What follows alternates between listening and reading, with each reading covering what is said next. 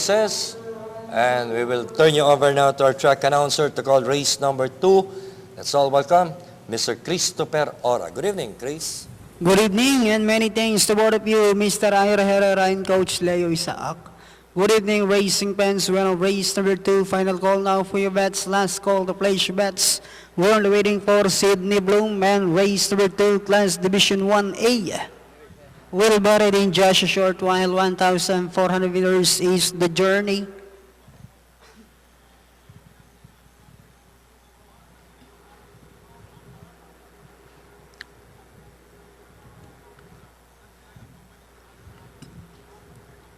Sydney Bloom being loaded, set, ready for racing.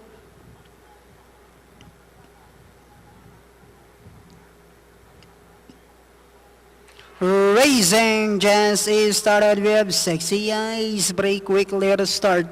Moving up down on the inside is Bronze Ace, and on the outside is Sydney Bloom. Diamond Luster comes next, then followed by Master Pile. Then next online is Best Kept Secret.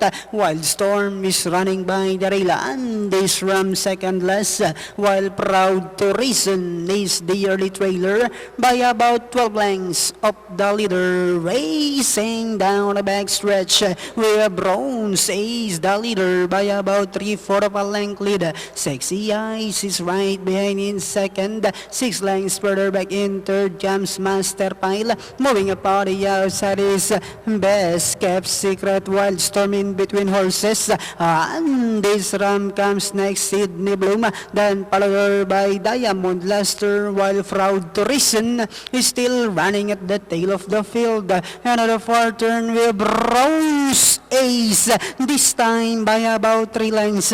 And in second comes Sexy Eyes. And this Ram now trying to get closer in third.